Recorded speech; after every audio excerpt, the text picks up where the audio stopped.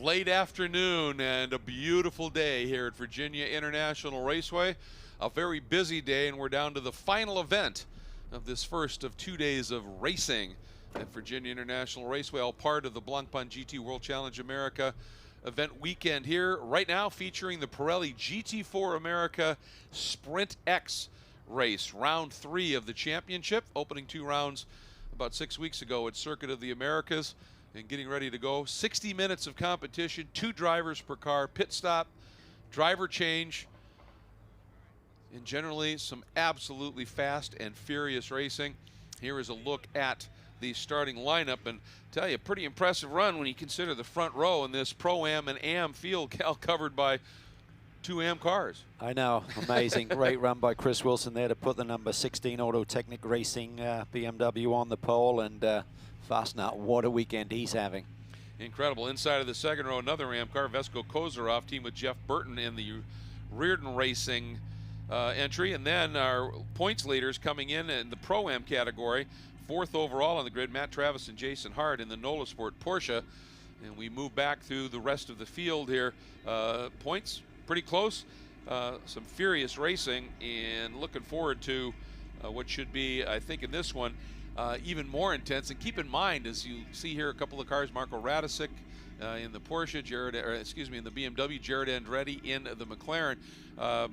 We also have the Sprint X Eastern Regional Championship that is folded in here, and again, Pro-Am and Am, so they just run on that score. But as a result, pretty solid field of cars here, and some of the teams that run just the Eastern or the Western Regional are solid programs. They just aren't running the entire season for the national championship, and they add a lot to the mix. They do. Interesting to see the Panos there on the grid. It really had a big oil leak, a lot of smoke emanating when Matt Keegan took his qualifying run for race 2 tomorrow, but it was right after Preston put his run in earlier today, so they must have sorted that out. I'm not sure if there was an engine change or something needed there, but certainly sounded sick when they were finishing off their qualifying run this morning. Speaking of sick, Matt Keegan has been under the weather a little bit, so it'll be interesting to see how he fares when he climbs behind the wheel. And they're leading the Am drivers in the terms of the championship as well. And again, 60 minutes of competition. Unlike the GT3 series now, it's just a driver change. You don't get to do tires or fuel. Right. So it's a little bit simpler, but 71 seconds, just because they believe some of these teams aren't geared up for pit stops like some of the GT3 teams that have endurance experience. So 71 seconds is the minimum time on pit lanes, which should be nice and comfortable to get that driver change done and get the cars sent. Should be able to manage that quite well unless something goes dramatically wrong. And that pit stop within the 60-minute window is between the 25 and 35-minute mark today. I think another reason for that slight extension, isn't it, is that some of the teams in GT4, they don't have the single lug on the front. They're on the wheel. So just in case there's a need, you wouldn't do it in that driver change. It's just driver change. But if you do need to pit and do a tire change, it just takes a little bit longer. They do get the joker if they need one. But again, you don't want to spend any extra time in the pits. You have to spend that one stop for sure. And we've been talking about it all day long, but that Murillo Racing Fuji program, they have just been dialed up this weekend. Dialed up, coming off a sprint win earlier today for Matt Fastnut. So just a brilliant performance. Looked like the car was fading a little bit at the end, but the teams there said, oh, no, it was traffic, and he was under control. Certainly cut it close. He had about 7-8 second lead, which was down a second at the wire. But he'll be pumped. He's just got to settle back in here and get the job done for the next round of competition. We talk about him being an Am driver in that sprint. That was an overall win. I mean, he had it covered. And Chris Wilson, just what a lap he put in, sharing that Auto Technic Racing number 16 BMW M4 GT4 with John Allen. And Chris, of course, tremendous amount of talent. We've seen him many times over the years. And you see that big A with that very specific font on it. John Allen, very closely related, graduated from University of Alabama, part of their engineering alumni group, and flying the colors of the Crimson Tide. Seems weird, cars aren't rolling. I know, yeah, it's actually a little breather here as we're getting ready to go. Yeah, it's been a long day, but some great racing. Few incidents. A lot of people got some work to do tonight to make the grid for tomorrow, but this is only the third round of our Sprint X GT4 America Championship, so early days in the championship. Everyone trying to get good points on the board. And only the second round for the Eastern Regional Championship as well. The Western region did run a second doubleheader. Everybody was in the pool at Circuit of the Americas in this, the Eastern, the Western, and the National Championship. The Western Regional Championship supported the California 8-hour event, so they have run with this for the Eastern competitors. They are looking forward to this one. 6 weeks when you're a race car driver seems like forever. It does. It does.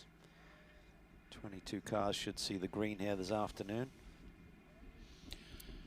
In the Sprint X Pro-Am points for the National Championship, the NOLA pairing of Matt Travis and Jason Hart, undefeated in the class in Circuit of the Americas, and so they come in with a handy points lead. Michael Dinan and Robbie Foley in the number 21 entry from Flying Lizard Motorsports, another of the Porsches, sit second. Third in the championship, Jason Bell, Alec Udell not running here this weekend in this. So Gregory Leafouge and Sean Quinlan would end up with the essential third place in the points. And they are indeed here running. Interestingly, when you take a look at what unfolded in the AM category, you talked about a Calvert and Keegan leading in that one, but margin a lot closer, only 7 points back to another NOLA Sport duo. Mike Vess and John Capestro-Dubé, and then Allen and Wilson in the car that will start on the pole here, so big opportunity for them. And then Jared Andretti and Carl Thompson in that Andretti Autosport McLaren. Very quick at the opening round of Circuit of the Americas, ended up misunderstanding on how the max car weight is figured out, and they were a little bit too light, so got bumps, but then won the next one and are right in it too. It looks like we've got a circuit inspection from. Yeah, I think they're looking at the curbs. That's Peter. That's Peter. They've got to be concerned. Yeah. This that tire bundle has been put there. It looks like a fresh tire bundle to try and keep people away from running there. That maybe was cutting down these tires. A lot of the teams must be given some feedback from the earlier issues in the day where it seemed like left rear tires were being cut at an alarming rate. Yes.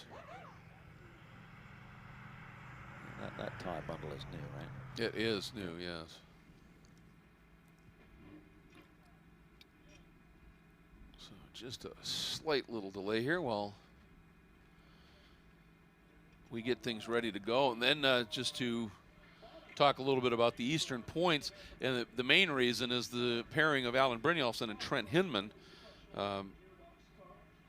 We will be starting 7th overall here in this one. Have the points lead in the Pro-Am category in the Eastern Division with 2 wins, but the big story there, Cal, was in the second race at Circuit of the Americas in the combined deal.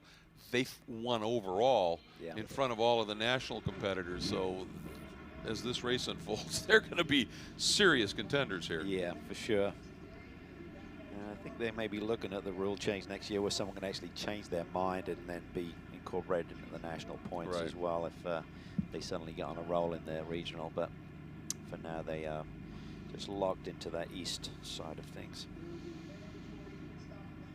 Also, we'll see Rich Golinello and Nate Stacy in the Core Motorsports Mustang, who are 3rd in the points in the Eastern Pro-Am category.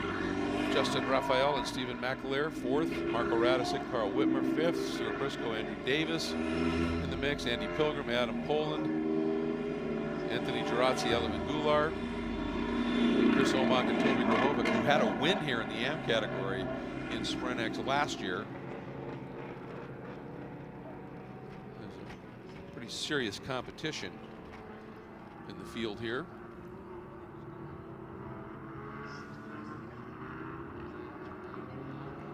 And in the Eastern Regional AM points, Sean Gibbons with Al Carter is the point leader. He'll be running here. Gibbons will be. I think he's paired with Derek DeBoer for this one, so that's going to be a strong pairing. 2nd is Fosnat and Shimshak. So there's Stout, James Clay, Randy Mueller. Here, Collingwood and TC, and then the Palmers, although I don't think the Palmers are going to start after they literally had their cargo inverted in the qualifying session.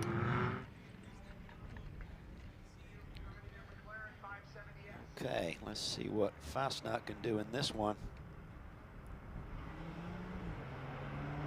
The outside pole must have a lot of confidence. They will be learning. They had different setups on the two cars this morning, between the Sprint and the Sprint X car. And he was kind of leaning, when we interviewed him after the qualifying run, he was kind of leaning towards that Sprint car being stronger. Certainly displayed that by taking the overall win here earlier today. So maybe they've transferred more of that setup onto this car, and maybe Wilson grabbed the pole this morning, but does Fastnat have a little bit sharper car this afternoon? Exactly, exactly. And of course for Fastnat, when you win overall as an amp, you can't really improve on that. So now he's got the target, doesn't he? Everybody says, wow, this is the fast guy out here right now, the fast team. And so you've got to deal with a little maybe extra pressure. Yeah, for sure, but he's feeling good. I mean, yeah, racing a lot of the times about momentum, and they've got a strong car. I mean, Kenny Morello said that Mercedes is really well suited to this racetrack. Matt's doing a tremendous job. And let's just see if he can cut and pace what he did earlier in the day. Yeah. One pace lap, longish lap here, just over 3 1/4 miles, so plenty of time to get everything up to temp and ready to go. Lights are out on the pace car. 47 machine, they were awfully strong at Circuit of the Americas. Talk about a strong setup. They were dialed in. Looked pretty good here too. Starting from the outside of the front second row. And I think that blue, light blue, dark blue Audi there, that's going to start third in the hands of Vesko Kozarov from Reardon Racing. Vesko is quick, really and quick. He gets up on the wheel in that car. He can make some stuff happen. Those times are really tight there this morning. They are. In a 54-1, right, for the pole. Yep. And all the way back to 8th, I think, covered by a second. 7th or 8th. All right, here we go. Chris Wilson in that crimson. Got to get that right. Can't say maroon. It's crimson. And white BMW with the orange Mercedes. Off to his left, the Acura NSX official safety vehicle in. And the front row bringing him up here. Fastnat's trying to egg him on a little bit, getting the pole sitter to bring up the speed. It's going to be a late green, and Wilson grabs it. Nicely done. And white for Fastnat. And here comes Kozarov, pops to the outside, sweeps right around the outside. Yeah, just a lot of confidence in that driver, and just takes it to Fastnat. Travis there in that bright yellow and black Cayman may make a move as well. Fastnat's dropping a little bit here. Resists the pressure and holds on to the third position. Big start by Randy Mueller too, and that epic BMW jumps up into 5th. So took advantage of it. Brynjolfsson in that all brilliant yellow car. Looks like the 21 Dynan just slipped back to the spot as Mueller went through on him. Yeah, Dynan had a nice qualifying run though. A little twitch there. Fastnat's car not together. Kozarov's in trouble. Couldn't get the grip as he cut down a tire, hangs on to it. Should he just got wide. Man, that was an amazing piece of driving to hold on to the race car and the position at the same time. Fastnat's not quite sure where to go. Travis swings to the outside of Oak Tree. Got to give him some room there.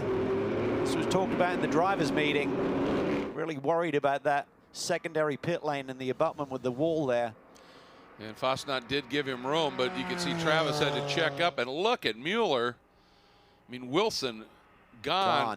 And Mueller now up, taking a run. He's trying to go for second, couldn't get it done, but he's up to third or fourth. Amazing first half of the lap. Yeah.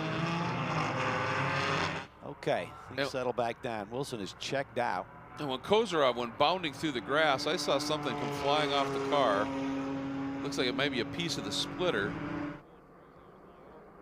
And that can unsettle things a little bit. That Wilson can't believe what he's looking at in his rearview mirror. Exactly. Like, did they go caution and I didn't know? That BMW looks strong. Yes, it does. Fastnar's starting to find his feet there. That Mercedes is just carving these corners. He can just tuck that nose in and get on the power along with the tighter radius, it seems.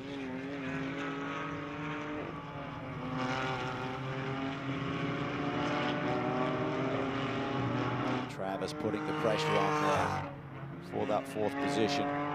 Mueller really pressuring Kozarov too. I'm sure that Audi's very happy right now. Yeah, he definitely had a big moment there. Watch it another here. Look at it. Pressure from behind from Fastnar. Get up through the S's right there. Oh, he just yeah. eats a lot of that curb. He can't get it back online. Then he's just trying to straighten it There. out. Fortunately for him, he had enough of a gap on Fastnar to kind of shortcut the racetrack and not T-bone him. Yep. Saw that piece fly off the car. Not sure what part or where it came from. He just ate a lot of that curb. Yes, And it's just he kind of did. lifted it up. And there's not enough grip in the tires to get aggressive with the steering at that point to get it back online. He's just floating at that stage. Mueller, big run here. And he's got a good part of the racetrack too. And he's through into second. Power move there. Vesco could do. Wilson had a 4.3 second lead at the end of that last lap. That is crazy. Fastnat looked like he got a good run down through Hogpen, and Kozarov has to defend.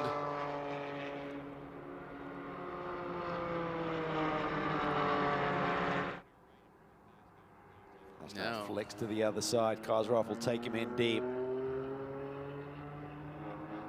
This good racecraft just gave him enough room there that they could still break with each other. That gives Travis the run. A little bit of a hip check. This is where it funnels down a little bit. Got to give each other racing room. Nice job. Yeah, when Fastnat tried that inside move into the first turn and you get pinned to the inside, you lose all that speed, don't you? You overslow the car, otherwise you're going to hit the guy to the outside. You lose all of your momentum coming off the corner. Travis was able to take advantage of the situation. Reddy having another strong run there at the back of this pack up to 7th. Ooh, as you said, a hip check, wasn't it?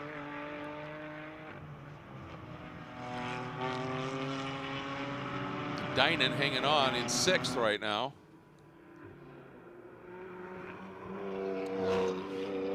It's pretty impressive. Top 4 here in the Pro-Am and Am combined class. Top 4 cars, all Ams right now.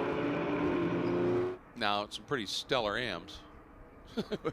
Chris Wilson and Mueller and Kozarov and Fastnat.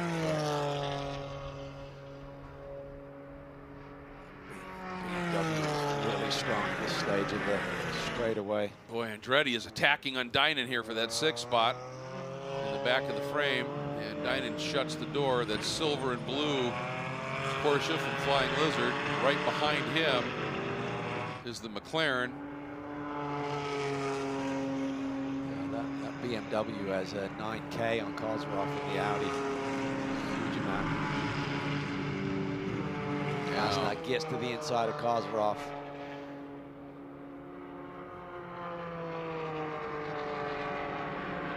And it's by clean, but Travis is the guy, the big gainer on that lap, up 2 spots. Right. Problem there, 17, Sean Gibbons. Still LaSalle Solutions. Entrio, cars everywhere. Is that Fastnat? It is.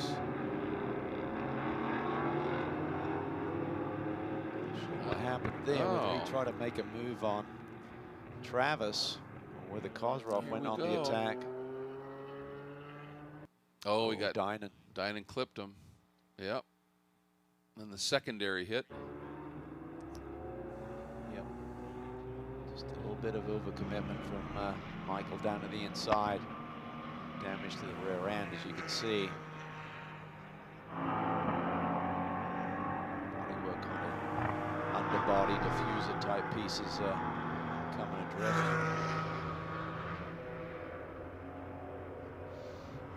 On the back of C.J. Moses, the 04 Amazon Web Services CrowdStrike Audi from Global Motorsports Group. So he certainly lost a bit of ground. Problem is, in the early part of the race, you have an off like that. One, it takes you a long time to get up that hill back to the track, but then you've got the full field streams by. CJ's enjoying the experience. He's got a great teammate, James Safronis, team owner, obviously, at GMG, joining him this weekend. So he'll be absorbing all of the knowledge and input that James can give him to keep fine-tuning his transition up to GT4 machinery. Good battle here. The 19 is Sean Quinlan. The blue and orange BMW from Steve Cameron Racing. Oh, big hit here. That is the 21 again of Dynan. And the other car was Golinello in the Grand Sanitation Core Motorsports Mustang, and that was some significant contact to see if either car can drive away. If not, the entry to the roller coaster, I believe. Sure is. Boy, a lot of steam emanating from Dynan's car. Well, you know, he had such a good run, he and Robbie Foley, at Circuit of the Americas, and then this young man, this season has really taken a nasty negative turn, hasn't it? As it seems like the speed is there, but just seems to be getting involved a little bit in the races. And we are full course caution, safety car coming out. Here it is. Oh my. Oh!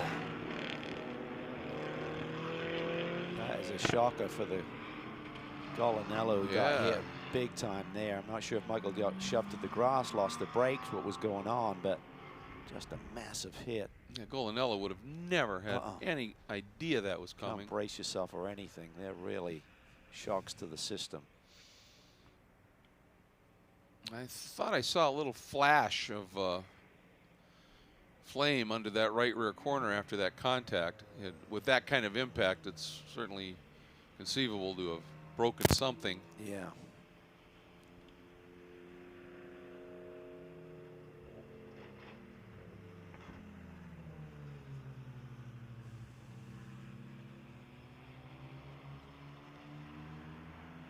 So the SRO Motorsports America safety team and the Virginia International Raceway EV Crews. When you get to those high-speed sections of the racetrack, when everyone's slowing down and you aren't, the delta is immense in terms of the difference in speed.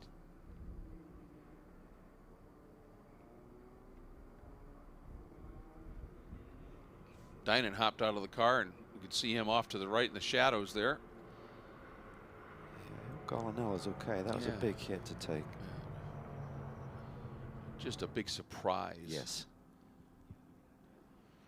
All right. Acura NSX, official safety vehicle, picks the field up. And for Chris Wilson, that big lead has gone away. You know who was impressive here in the early going was Anthony Girazzi in the 27 Krug-Speed Ginetta. He really had a solid run going. He'll be liking that. He'll be turning over to Elvin Goulart, who's pretty darn quick. Really quick, so that should be a fun ride for him this afternoon with that track position. Bit of a reset. We're about 14, 15 minutes from the pit stop window opening for the mandatory stop. Preston Calvert's made a little bit of ground from a disappointing qualifying session this morning. Championship leader up to the 13th position. You know, you almost some of that from attrition. Yeah, you almost wonder if we saw the smoke from the car when Keegan got in, and if that wasn't affecting him, Calvert in his session as well. You see the corner workers with the double yellows flying. Again, a big thank you. This is a long, long day for everybody, and certainly for the volunteers that come out and staff the various specialties around this track, most of them from the Sports Car Club of America, and a big, big thank you to the workers in white. Now orange is also accepted as well for the corner workers out there in harm's way that provide information to the drivers and assistance and the eyes and ears around the track for race control.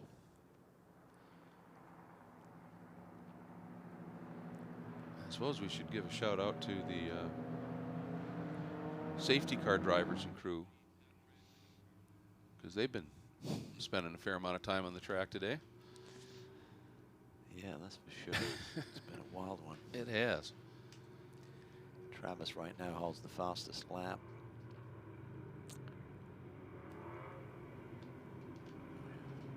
Ready right there with him though. But as you point out, obviously it's a second and separate qualifying session. Yep. Doesn't affect your grid for tomorrow. Exactly.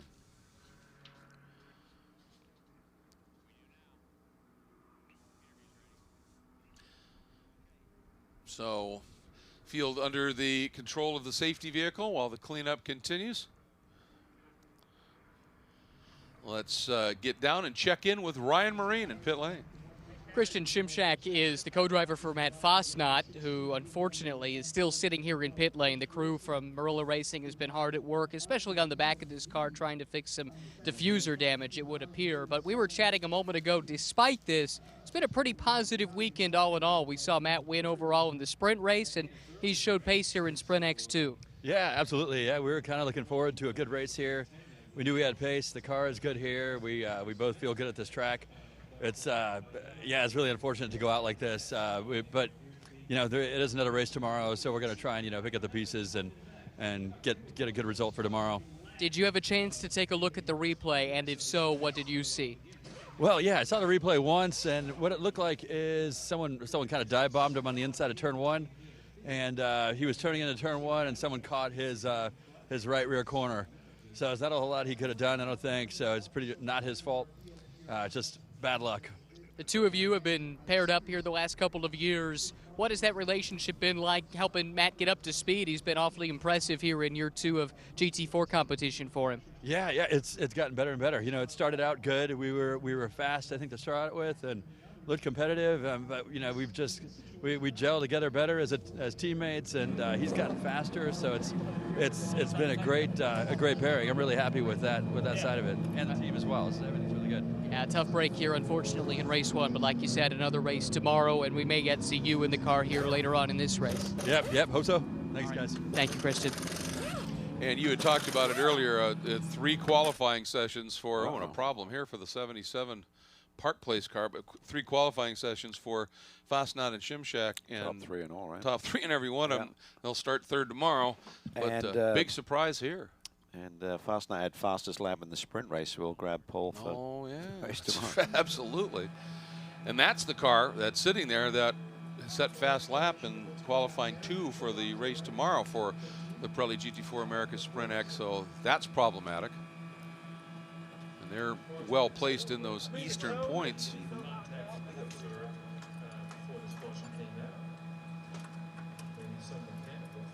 It's interesting, they had the damage to the back of the car, but we see the crew spending a lot of time up on the front end, and that's I'll be working a little bit with the setup too. Yeah. Almost treat this as a little bit of a test session, and try and dial the car in, make sure that the car is healthy, but also see if you can get any read on the race car in terms of the track conditions.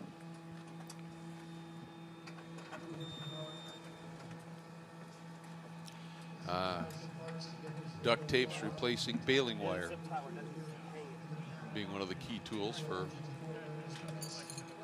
race car teams.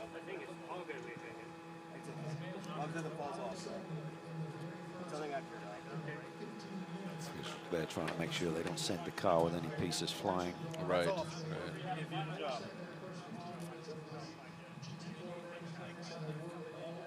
He got into the back of that fairly solidly, that's for sure.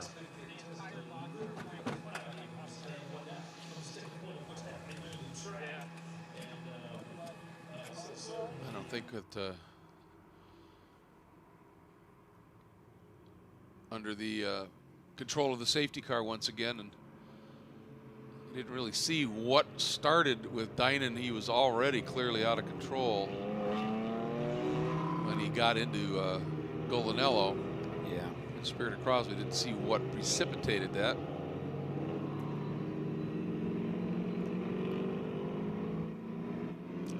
There's. All right, well, the co-driver who's going to be taking over for Michael Dylan is Robbie Foley. Maybe he's got some insights, Ryan. Well, that's the hope. Let's chat with Robbie. We're hoping for a little bit of insight. Do you have any idea what might have taken place out on track that caught your young up-and-coming co-driver out? Honestly, not yet. We haven't heard from Michael. He hopped out of the car really quick. He was complaining of maybe a brake issue, but we're not sure yet. We got to obviously diagnose what happened. But he had an incident in turn 1 where he got into a Mercedes, and then on that same lap, in the end, he had a problem with the brakes, and then he hopped out of the car real quick because he saw smoke. So we're not sure. Hopefully he's okay. He looks like he's all right. We saw him hop out. We didn't get to talk to him on the radio, but he's coming back now. And, yeah, that's the first thing. We'll hope for his safety, and we'll worry about the car later. You guys debuted in such a strong way at COTA. It's been a learning process, maybe we should say, since then. But for a young driver like Michael, I'm sure that's something you're trying to teach him. This is the ups and downs of motorsports, right? Yeah, totally. It's his first full year of racing, so he's learning a lot. And we, again, as you say, I've had ups and downs, really strong weekend at COTA. Strong moments at times at St. Pete and Long Beach, and here as well, really strong qualifying. So unfortunate that, this puts us back a little bit, but just hoping that Michael's okay. Obviously, we saw him hop out. He may be a little bruised, but yeah, that's our first concern, and we'll hopefully regroup for the next one. Yeah, we're hoping for the best as well, and hope to see you guys out on the racetrack again in race 2 if at all possible. Yep, we'll try. Thanks, guys. Thanks, Ryan. There's Chris Wilson, who is continuing to trundle around behind the Acura NSX official safety vehicle. And 35 minutes is when that pit window opens. Now, race control does have the wherewithal to be able to shift that back a little bit. Still have a 10-minute window whenever they open it up. Right. It remains at 10 minutes, so that doesn't get shortened. But still, Golinello's okay. That was a big whack that he took, exactly. And Michael's car took a big hit. So trying to think through the permutations for the team. If that car is too badly damaged, I guess they could maybe switch to Michael's sprint car for Sprint X competition as well tomorrow. Yeah, I mean, looking at what unfolds in the Sprint X is the last race of the weekend. So, yeah, they could get out, do the sprint, and then do whatever they need to in terms of Make the grid. any conversion and get in there. Sure, if they switch cars, they'd have to give up the grid position, which yes. is not ideal, but They were 6th in terms of the qualifying run for yesterday, but at least they'll get out, they'll get something in terms of some points. Look there at the number 32, Stuart Briscoe from Kelly Moss Road and Race. Co-driver Andrew Davis, and Stuart very new to racing in general. And golden for him to have a driver the caliber of Andrew Davis as a coach, who works very closely with Kelly Moss, and that's a brand new car, so sorting through that a little bit as well.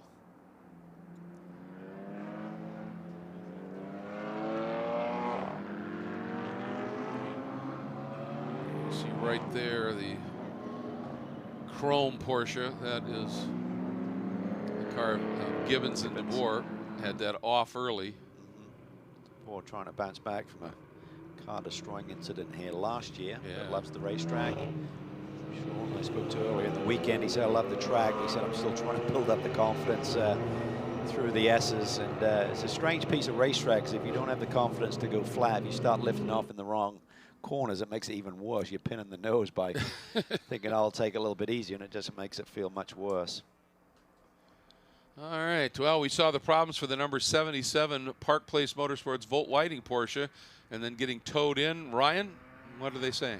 Yeah, the car just got towed back into the paddock area. Mike Johnson oversees this team. Can you tell us what has you out of the race early? I don't know what happened in the competing or how he was going back and forth, but he went off, I think, in turn 10. That got some grass into the grill. And then he did a lap under it, and it overheated pretty quickly. We brought it in, tried to clean it off, but by then it was, I think the damage was done. And I think there's some safety measures in the car that says when it gets too hot, it just shuts the car off. So on the back straight, it shut the car off. But it, really hasn't been a good day. We had a flat tire in the first race, and now this. We were leading both championships, the sprint and this one, coming into today, and we might have lost both of them. But still the beginning of the year, and we'll be ready to come back and do it all tomorrow. Yeah, that's the thing. You got to bounce back, put this behind you, and do it tomorrow. What is the message to the team to make sure everyone keeps their head up and they're ready to go? These are all professional guys, so we all know what we're doing, and at the end of the day, we're still at the beginning of a very long season. We've got a whole bunch more races to go in all the championships that we're competing in, and they're all professionals. The car comes back, you clean it up, you look at it, you fix what's broken, and you do it again tomorrow. Sorry to see you out so soon. Thank you, and let's go Blues. Yes. Those that follow other sports as well. Good to see the Murillo Fuji Mercedes repaired and back out. An opportunity. We just got an update that not sure exactly yet when we're going to go back to green, but the report was when the last car goes by and picks up the green flag, pit window will open. So then next time everybody comes around, that will be there. It's just a matter now finding out when we are going to be going back to once we're flag. green and everyone passes that green flag, everyone could duck in the next lap. Correct. Gotcha. That's the understanding we have from race control. Looking at how things are unfolding here, quietly, in a sense, and again aided by some misfortune from others up front. Take a look in the Pro-Am category, 6th overall in one of the Pro-Am cars, Marco Radicic and Carl Whitmer. We keep talking about Marco today because we have to, because he's in 6 races this weekend. He's hard running. to ignore him. Yeah, he's running like 70% of everything that's unfolding here this weekend, but has done a really nice job here to take that BMW up into a really solid run right now. The PrecisionDrivingTech.com BMW. Another good run for Jared Andretti too. Yes. Up to 4th, top 10 qualifying slot. He's going to be turned over to Carl Thompson. Always great to see Carl back behind the wheel. Long-time racer and obviously team owner for Compass Racing. And it looks to me like lights are out on the safety. Not really shifting that too awfully much here, just by a lap it looks like in terms of that window opening. That's right. That's good news. And talking about the 77 or the 7 as it runs in sprint of Alan Brynjolfsson and Trent Hinman, Michael said he had some problems in a couple of the sprint races earlier where he would be very fast in practice and then he'd drop back a bit in qualifying. And Mike said, I think that we as a team have to take a little bit of responsibility for that. He said, because he said, I think it was the messaging.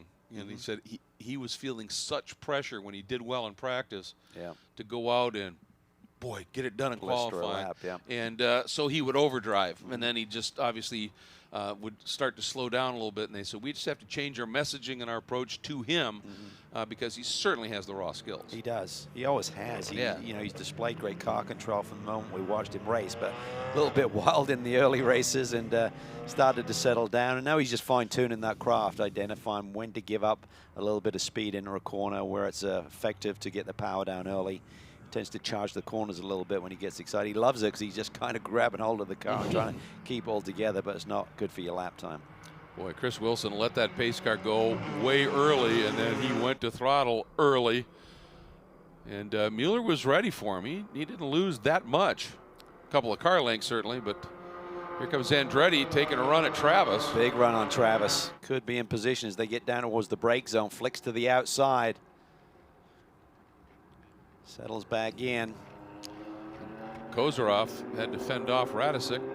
It's Marco in that black BMW looking for a way through. BMWs look tough. They do here. Very strong, good pace, good top speed, good combination.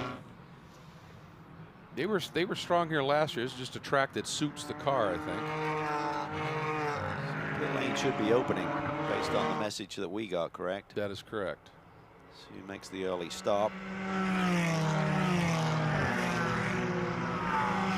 71 seconds is that minimum pit stop time, so it's different from the GT3 race earlier today, which was 60. Pit window is open.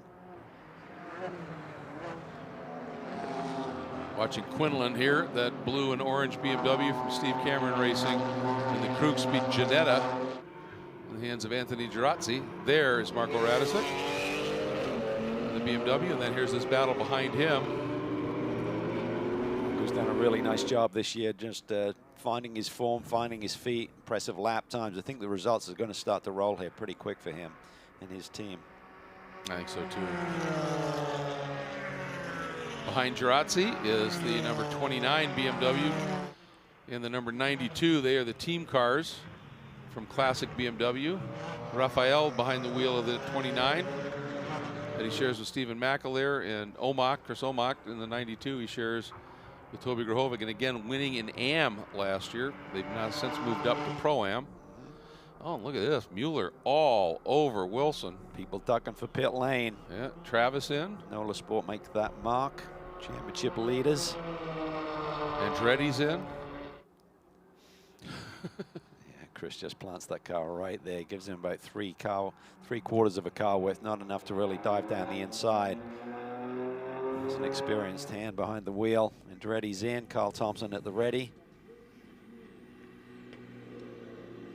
I thought that was a pretty savvy decision when they were looking for a co-driver for Jarrett for the McLaren to bring Carl Thompson in, who's run McLarens with his Compass program. And he's a pretty stout driver in his own right. Brings a lot of knowledge across to help this team. Travis, Quinlan in. Yeah, a lot of cars taking advantage here early, as you would expect. Oftentimes, you want to put your quicker driver in as soon as you can. Not sure that that necessarily applies with Andretti and Thompson. They're pretty close. Right. See how close everyone cuts it to the mark here as they're now leaving their pit boxes.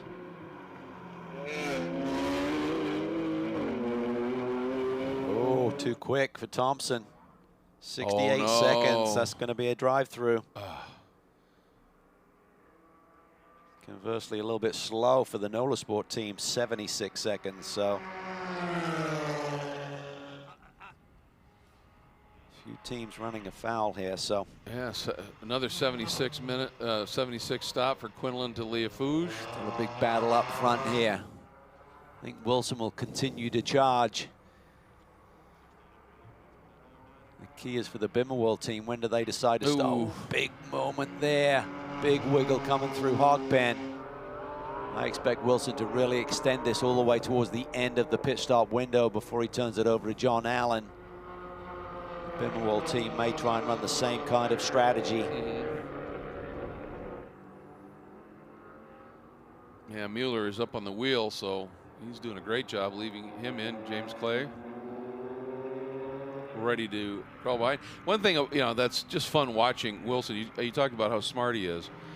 You know, that last lap down into turn one when he didn't give him enough room. A lesser driver could well then overshoot the braking zone because he's pinched. Not Chris. He just overslowed it, parked it right where Mueller would want to make a counter move. That's just smart. Girazzi in. A lot of drivers think, oh, I'm going to take the inside line and then try and attack the corner in the same speed. You can't do that. It's just parking the car to the outside or, you know, stymieing him, and then just all about track position. Just showing his experience.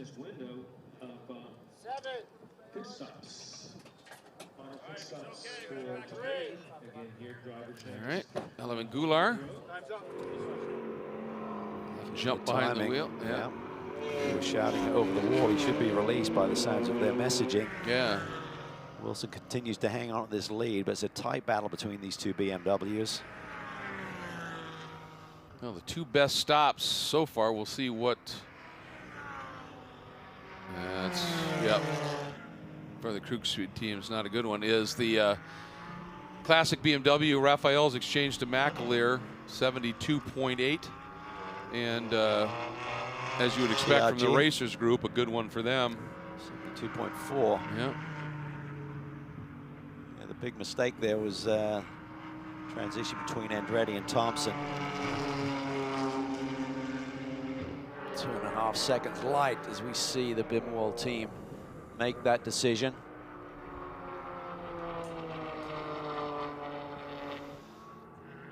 Mueller is in. Wilson can now run his own line and just try and attack here until the pit stop window closes. They're probably about halfway through right now, about 5 minutes to go, I believe, before they have to get that pit stop complete, or actually hit pit lane, not completed, but beyond pit lane. Just had a shot as Andy Pilgrim in the Doghouse Performance Audi. Great to have him back running in what is now SRO Motorsports America, formerly the World Challenge. Such experience, such a nice guy. Yeah, great truly. talent, amazing career. So many years with Corvette racing and with the GM brand. And a stout advocate for safe driving on the problems. You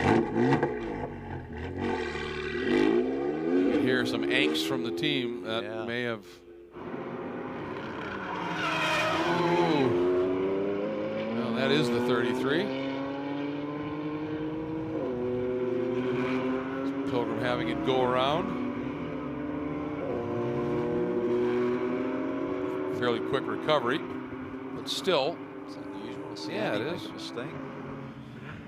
Adam Poland to be ready to climb on board, and Wilson just circulates. See how far they push this. Yeah. They can certainly do one more lap start, one more lap. Don't want to get burned by missing that window though. He's just trying to throw to, he just turned his best on the previous lap, doing everything he can to build as much of a margin for John Allen. Problem if you stay out there and cut it too far and you make a mistake or get caught out by something, suddenly you're going to miss that window. So most teams will not roll the dice too far unless there's a huge advantage to be had.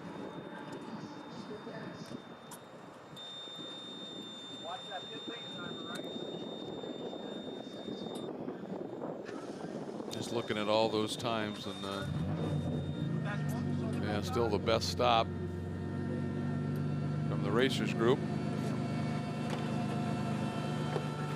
Radisek to Whitmer, they've done their changeover, and that was a little long, 75.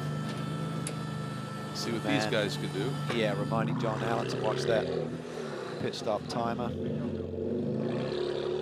It's basically a readout on the dash that you can control a little bit. You're supposed to maintain 50 kilometers an hour, but you can adjust it a little bit if you're a few tenths too quick. Oh, I think he's going to be awfully early. Yeah, he's got a lot of control to do. Meanwhile, there's Kozarov. He has got to do the stop this time. Yeah, you would think. Yeah. Wow. Allen did a beautiful job, didn't he? 72.3. New marker is down. Came in with the lead and has executed the best pit stop. Well done by Autotechnic. I think that doesn't have to factor in is the undercut overcut in terms of hot and cold tires, because tire change in GT4. That's the next competition. So there's Allen.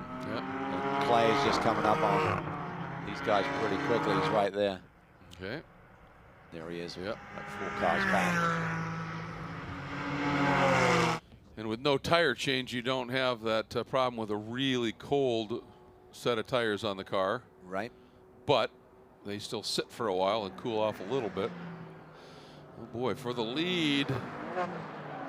Just sweeps by him. Yeah, it's taken a while to get up to speed, Yeah, isn't it really it? is. And Clay is right there as well. Yeah. They are streaming by. Fouge went through. John has nowhere near the experience of some of the guys he's running around, so he's just being a little bit ultra conservative right now and lost some track position. Just needs to settle into his rhythm. I'm sure the team are aware of where they expected him to be relative to the competition once he's behind the wheel. But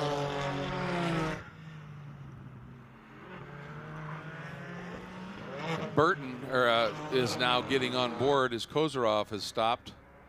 We'll have to see where that cycles through.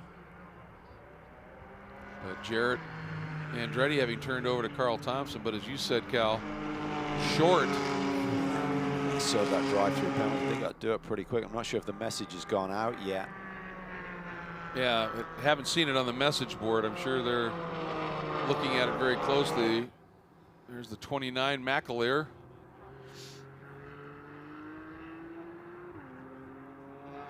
Moving around. Nice stop for Reardon Racing. 72.8. It's a nice tidy stop. That should be keep them well in the mix here today. But as he's proved that Coda is getting more and more comfortable with these GT4 cars, so he could be on for a strong finish. Yeah, and Jason Hart in the 47 NOLA Sport car that was so impressive at Circuit of the Americas. There it is. If timing has updated correctly, thoroughly, they are leading. Strong driver pairing. It really equally is. matched in terms of their pace at Coda. Similar here as well. Just a well-oiled machine in terms of the operation, and car setup seems really strong.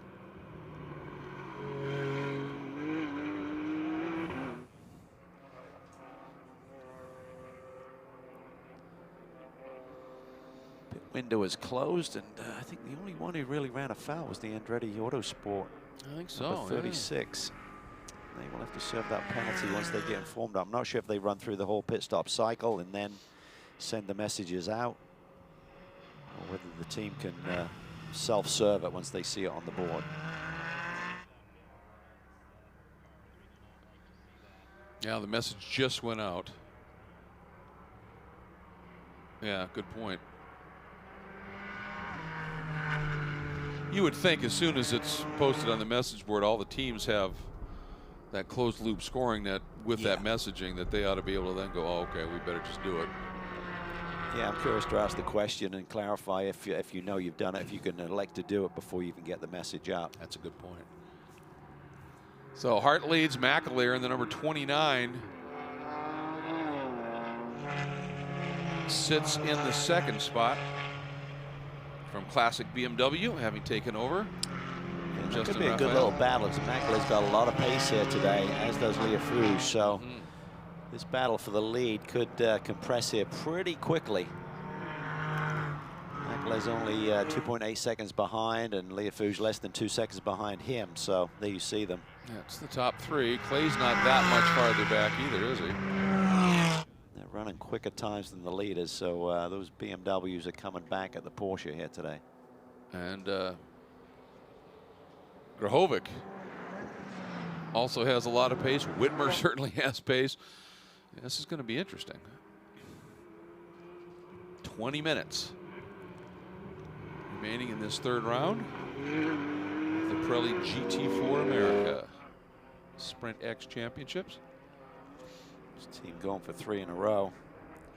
I don't think it's going to come easy, Greg. No, I don't think so either. Here's the current order of the AM category. Burton hanging on to the lead over Allen right now. Then Thompson, who's got a drive-through to do. Then Keegan. Then Safronis. Then Jean Capestro Dubé. Really curious to see just how well Keegan is feeling here. Well enough to make the trip and get here. That's good news. Just laid down the car's fastest lap of the day, so he's doing pretty good. 57. That's a good mark. He's only a second off what the leader's doing.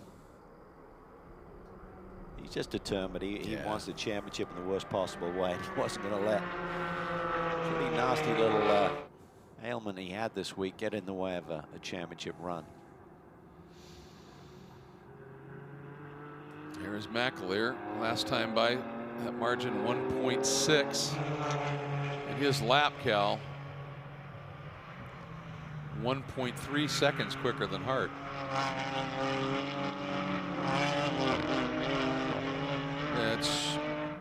Let's get down to pit lane and check in with Ryan once again. And Stephen McAleer running strong in second. His co-driver, Justin Raphael, joining me here on pit lane. And you guys didn't get off to the most auspicious start this weekend with a problem in practice, but you were able to get the repairs and now showing a lot of pace. I mean, that was all my fault. I was getting a little greedy. You know, it was like, I'm going to keep pushing and pushing until this car can't take it anymore, and apparently it couldn't take it anymore. So, caught a little grass, ran into the tires. The team was unbelievable putting the car back together. This team is absolutely extraordinary, the job that they do. They got the car back together, went out this morning for quali. Car feels perfect out there today. That was an exciting first stint for me.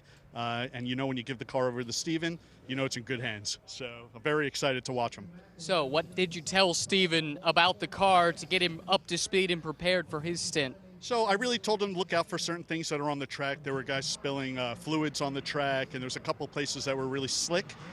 So the car was really loose, so I said just be prepared. But he likes a loose car. The guy grew up in Scotland, raining every day. The looser, the better for him. So he smiled and said, loose, awesome.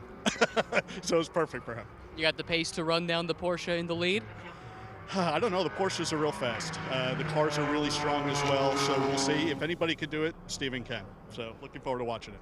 Looks like he's catching him right now. We'll let you watch it on the screens as well. Thank you, Justin. Very much. Appreciate your time. Yeah, last time by it was 1.5, this time 1.2, Ryan. So catching him, he is. And that's a good point. Those Scottish drivers, they're just not wired right sometimes. He is catching him in a hurry. He'd done all that driving in the wet. I remember talking to Marino Franchitti one weekend up at Canadian Tire Motorsport Park. And the second of the 2 days there, it was probably 45 degrees, rainy, foggy. I looked at him and I said, "Does this feel kind of familiar to you?" And he said, "Yeah, I think this place has just morphed into Knockhill." I know these conditions well. Leah Fouge also running a really stout lap. The top five, Cal, all run, or the top three all running mid 155s, with the exception of Mackle, who's a low 155. Yeah, he's catching. He's really dancing that car through the S's here. He's on the attack. Time is running out. 16 minutes to go. He's got to keep pushing. He's going to catch that leader and try and make a move. BMWs, though, have looked awfully strong in various drivers' hands here today. It's well suited to this racetrack.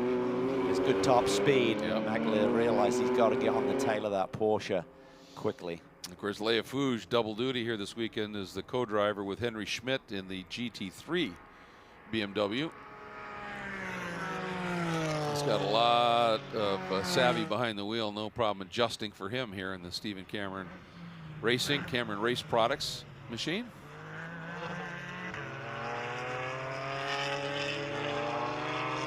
To see what else is unfolding here. Toby Grahovic just turned a 55.9. He's closing in on Burton. Yeah. This battle for the lead is compressing quickly. Yes, it is. 56 flat for Whitmer. The gap up front is under a second. And Mackler is the quickest of the top three. Leah Fouge is slightly quicker than the leader, so going to get pretty spicy here, because you would assume that Mackler's pace will be stymied once he gets to that leader. And then it may allow Leah Fouge to join the party. Here's the number 3 of Clay. Was in second at the time that they bailed into their stop from Epic Motorsports in Bimmer. Boy, he's pushing it hard.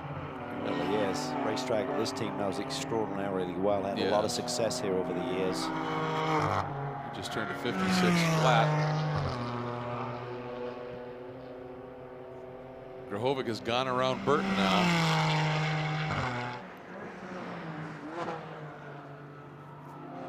14 minutes remaining. He just set his fastest lap of the race, but he's yet to dip into that 155 range. 156 flat was his last lap. Leaders are still running mid 55s to low 55s. This is Whitmer flashing the lights on Burton. Whitmer in the number 22, PrecisionDrivingTech.com. BMW, he shares with Marco Radicic. He's certainly got the pace as well. Yes, he does. Everyone who's running those low 55s is behind the wheel of a BMW right now. That's a very good point. Yep. Here comes Whitmer. Burton trying to defend. Just helps. Whitmer just has enough top end and goes on through. Let's get down to Ryan. Well, we got Matt Travis here. He's watching The car that you drove earlier run pretty well, but that lead is shrinking just a little bit. Matt, what's going through your mind? Well, the BMWs are coming, but you know, we're excited to be in P1. That's obviously where we wanted to be. Jason's out there doing his best to hold them off and get to the finish here. I think we've got, what, 12 or 13 minutes left? Hoping to hold on to it. You really announced your arrival at Circuit of the Americas. There's that long layoff waiting to be here. I'm sure you were anxious to see whether or not that was something that was circuit specific or something that would carry on for the rest of the year. Yeah, it's certainly been a hard 7 or so weeks. Been anxious to get back in the car, but we're really excited about the pace here. Obviously didn't lock out pole like we did at COTA, but I think we race well. I think our car does well over time. You know, we joked with engineer Scott that he gave us a special set of match tires, so having fun out there and just excited to see how the race ends. As are we. We'll let you get back to it. Thank you. All right, hey, thank you guys. Ryan, I'm telling you, it's getting exciting. That margin officially at start-finish last time was 0.7 of a second. I think it's down to about half. McAleer has it wicked. It's down to 2 car lengths now. Yeah, and I think the key is how long can Jason Hart keep McAleer behind, and does that allow Leofus to close in as well? Yep. Leofus did not have a good last lap, actually lost ground to the leaders. But McAleer is really closing in very, very quickly. Yeah, he won't wait around because he can't believe that necessarily it's going to go green all the way to the 60-minute mark here today. Yeah, he had a 55.1 the last lap to Hart's 55.3. Down through the roller coaster, heading toward Hogpen.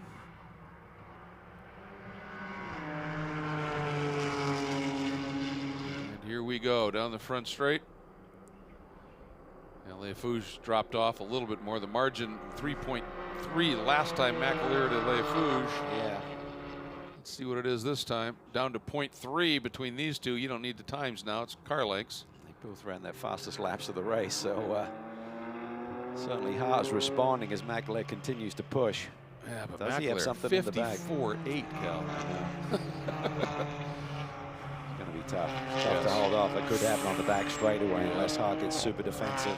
Then he's got to think about the big picture of the championship. Don't throw it all away for a handful of points.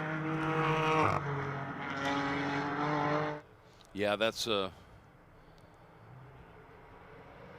very good point to make. Yeah.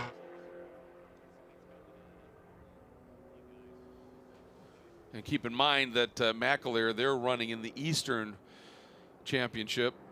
So, I mean, if he gets by, he takes points away from the overall finish, but it's not going to affect him in terms of the National versus Eastern Championship. That team.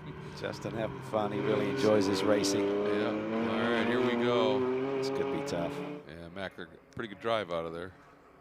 There's Leofus in the background.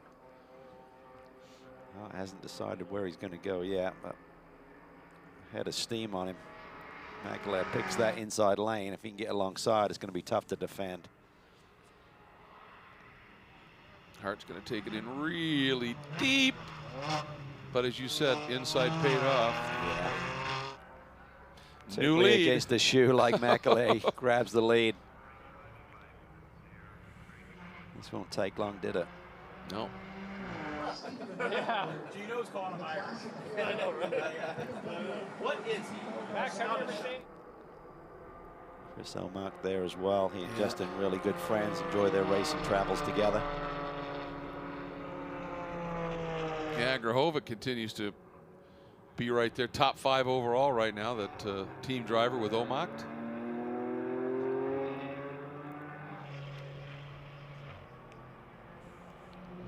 There's the BMW of Leofus. Just not quite able to. I'm not sure what happened. Run He those. just was pushing a bit too hard. I didn't see any traffic involved for it to have a couple of average laps versus the pace up front. Really thought it was going to be a 3-horse race here.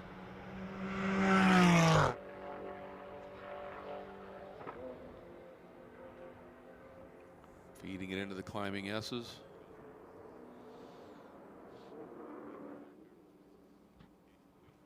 There's that tricky turn 10.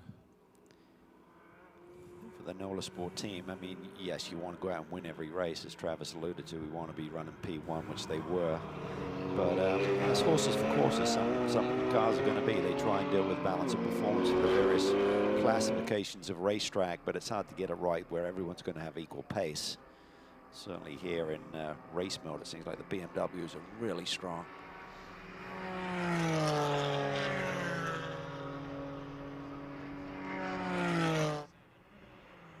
8 minutes to go. There is the 34 after the repair, Christian Shimshak.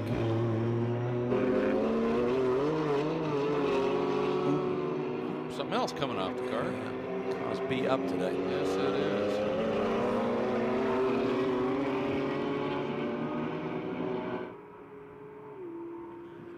This is Derek DeBoer under attack now from Pastor of the Bay. Indeed. Got a really good run through Oak Tree there. Oh boy, that was nailed. Well, Andrew Davis has been flying up through the field. At the time of the stops, they were back in the near the deep into the top 20, and Davis is now knocking on the door of a top 10 as well. But watching these two. TRG car is beautiful. Really is. Kevin Buckler fought hard to have blue on that car, and Derek said, no, our partners are not those colors, and it looks superb. Yeah, it does. South Solutions. Fast Life. Oh, look at this. Dubé to the inside. Second to the NOLA Sport entries. He got pace this year. Yes, he does. That team has found the secret with this new Cayman. Well engineered, and just to see the cars are really hooked up.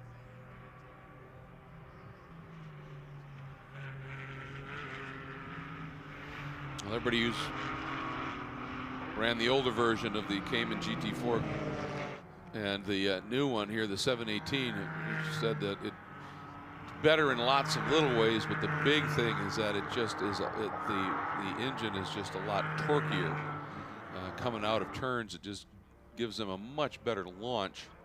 I haven't seen any cut tires in this race. I'm not sure whether the stewards did identify where the problem area was potentially on the racetrack. All conjecture right now until we get back in the paddock and have a chat with everyone. I'll lay the blame at any area of the facility, but it just seemed a strange coincidence that were happening pretty regularly there.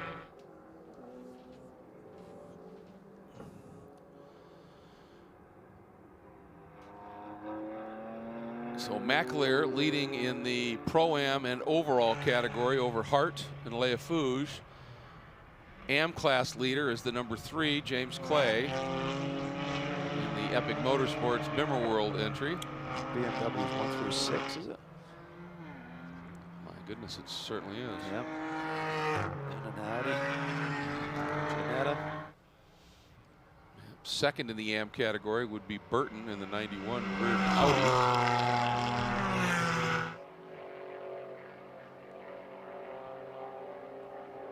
Have you seen, has Thompson done his? Yes, he did. Yeah. But and they were short on that. Yeah, I think you're supposed to be 26 seconds. If you come through there at 50K, it's supposed to be 26 and they're at 19, so they may get another one, yeah.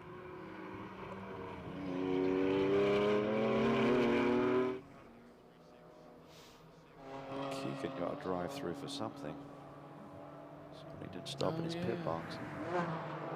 I saw a message that the 51 crew chief had to, or team manager had to report to the stewards, so they probably saw something amiss during the pit stop routine.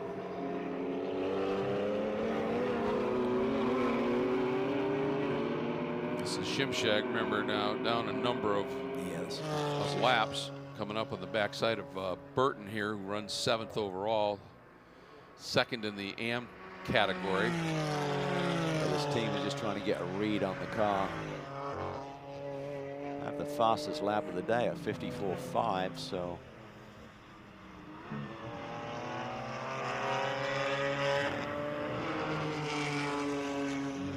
Still showing strong pace. Yeah, Whitmer's starting to close up on Grahovic, isn't he? Down to a second. Yes, a storming drive by Whitmer. It really is. Whitmer, one of the Montreal, Quebec Whitmer family guns. I hear Kuno's here. Yeah, saw him this weekend. Yeah, wandering the paddock. That's great to see. Always a big smile on his face. Yeah. Really nice guy, talented, lots of success. GT Le Mans champion a few years ago with the Dodge Viper squad. Was a BMW factory driver for a while. Now, Carl, they're all big hockey fans and players. But Carl played professional hockey in Europe. So, if I am in trouble somewhere, I want Carl right next to me. Ooh, that's Safronis, isn't it? Not something one sees very often from James. Worked his way up into 10th overall. 4th in the AM division. And he didn't lose that because that's still Davis right behind him. Meanwhile, McAleer, let's see. Stretching things out to about the 2-second mark up front. How close are we going to be here? White flag? Yeah, I think it's going to be a white flag. Should be. Yeah. So 1 to go.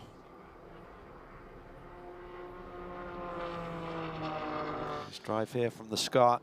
Absolutely. Just didn't mess around once he got to the leader. Took him basically half a lap to pounce. That's what you have to do. That'll be nice for this program with Grahovic and Obach winning AM in the race here last year to have McAleer and Raphael win the Pro-Am and the overall the next year. Is a nice little bit. And you saw in the driver suits FTR, we should give a nod to Fast Track Racing. I mean, Classic BMW is the name of the team and the main sponsor, but it's the program is run, if you will, by Fast Track Racing, and they do a great job. 5 cars this weekend. Yeah. They're busy. They're busy.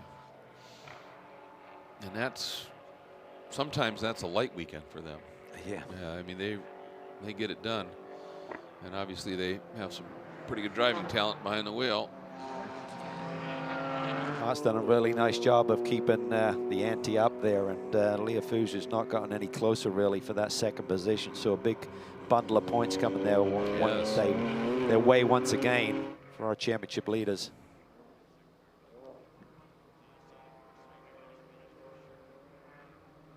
McAleer whistling down this long back straight. Heading toward the roller coaster one last time. Hart kept him honest.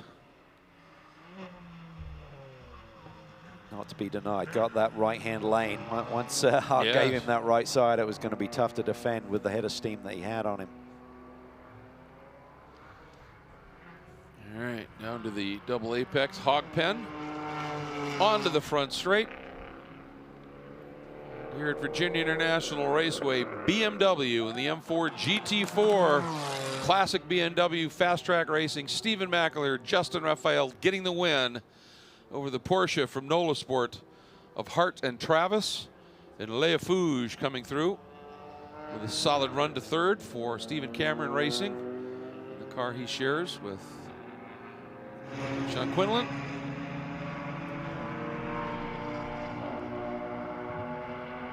James Clay, along with Mueller, winning in the Epic Motorsports BMW in the AM category.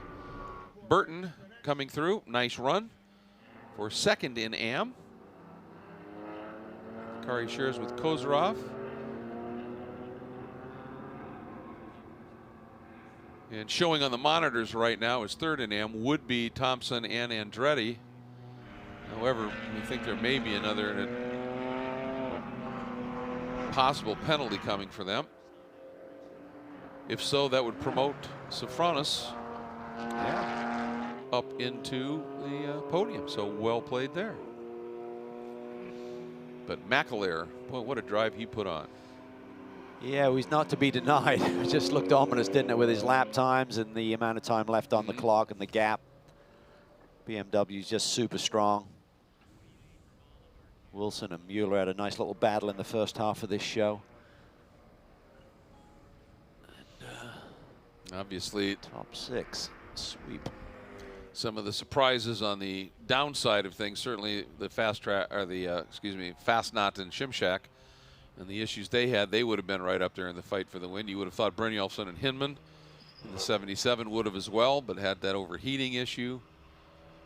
Keegan and Calvert, generally always players in the AM battle as well, and a little bit of a struggle there for them today.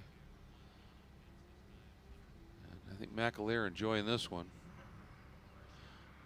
Enjoying this victory lap. Certainly wants to get in and celebrate with Justin, his co-driver.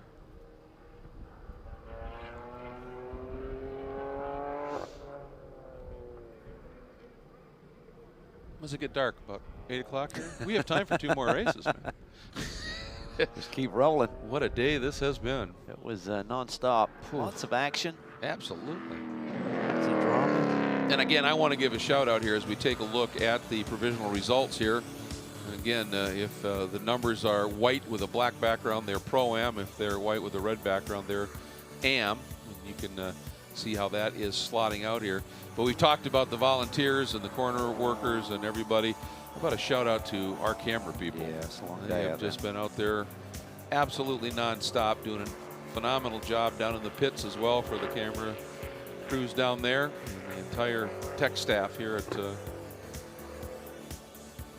Apex Communications that put these broadcasts together. Just a superb job by the crew.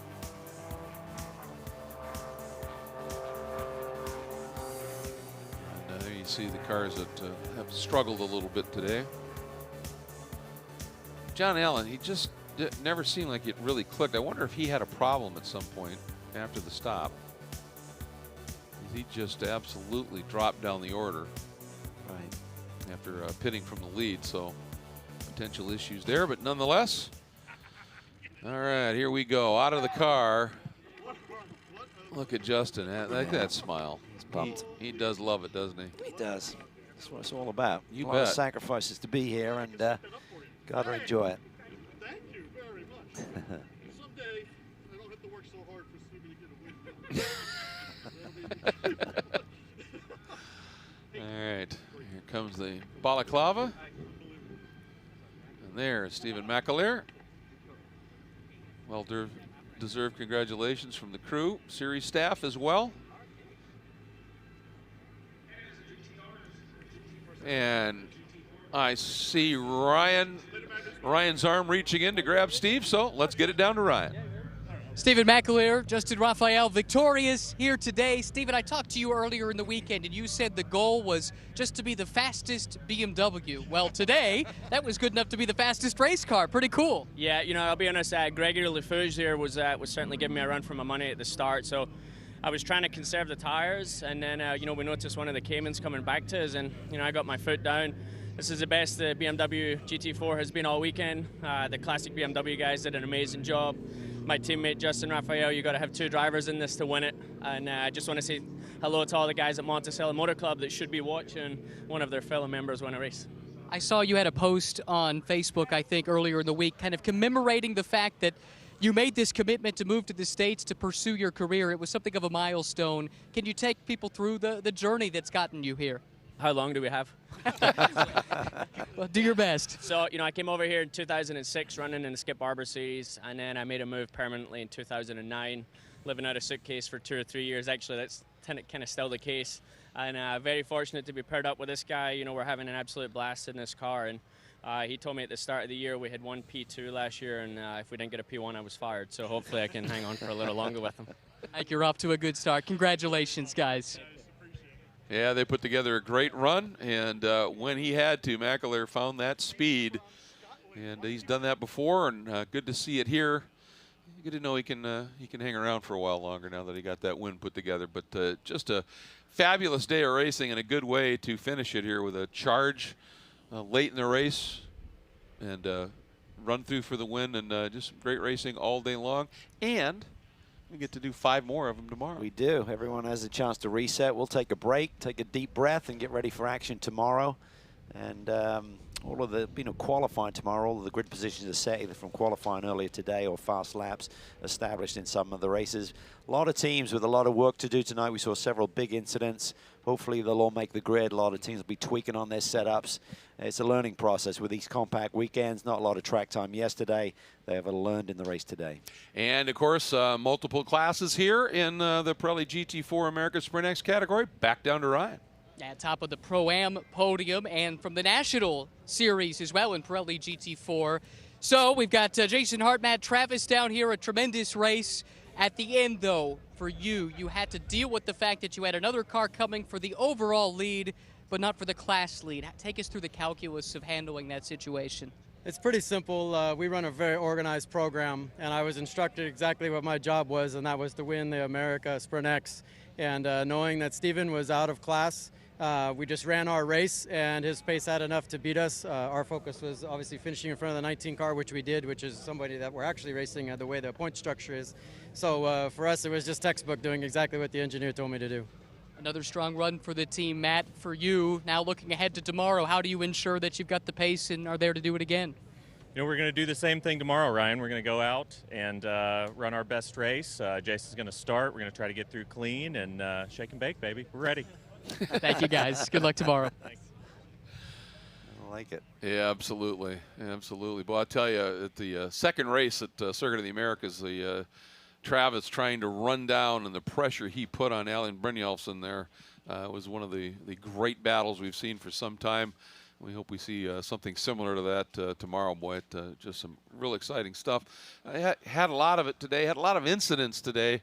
Sometimes there was a little issue with being able to get into the rhythm of things a little bit here, but in the end, finished with a great race. We really did. It's a great racetrack to visit. Fans enjoy it. Drivers love it.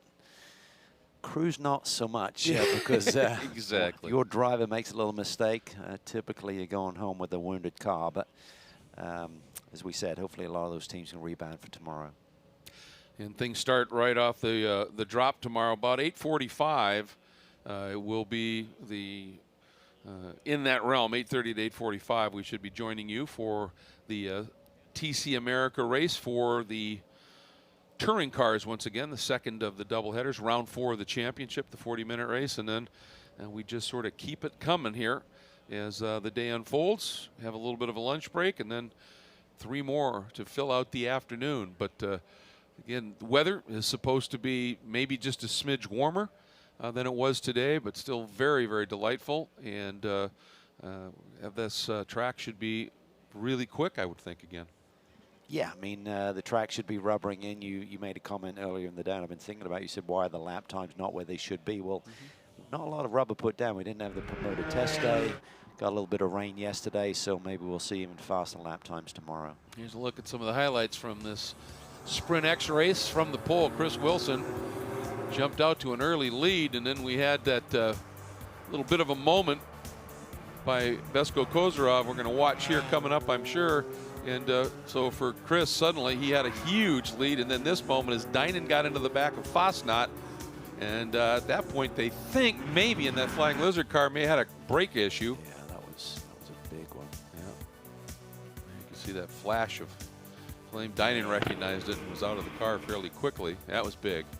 Maybe with the hit on the left front corner that damaged the braking system in some way.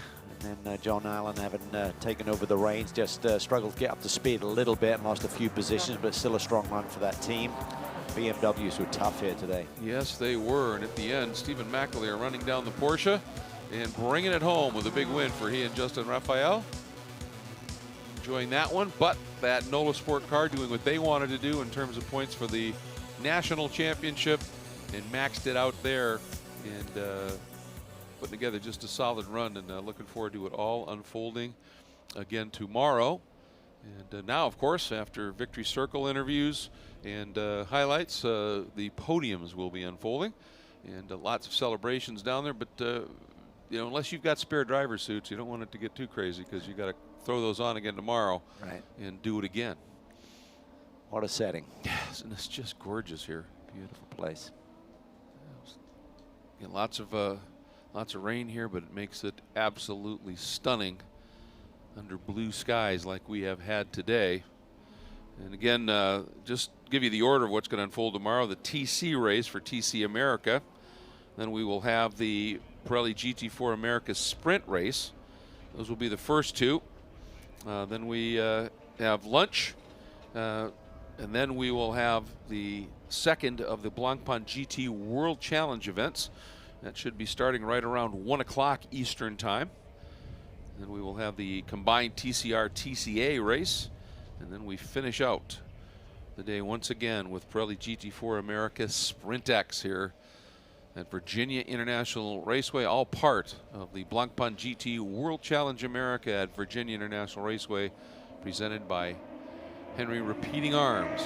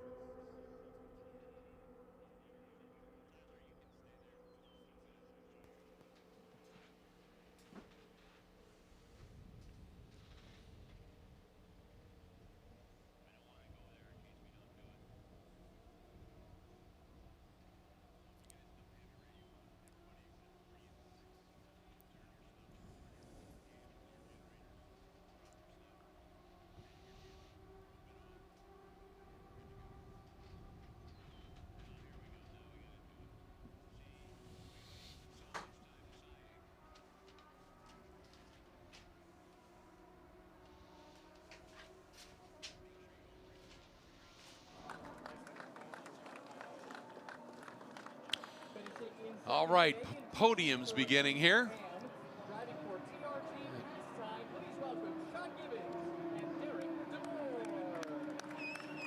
Virginia International Raceway for the Pirelli GT4 America. Eastern Championship podium. There's Collingwood and TC for the BGB. DeBoer and Gibbons for TRG second. And your winners in the AM category for the Eastern Championship. Oh! It's the only tough move that team made all weekend here. Randy Mueller and James Clay.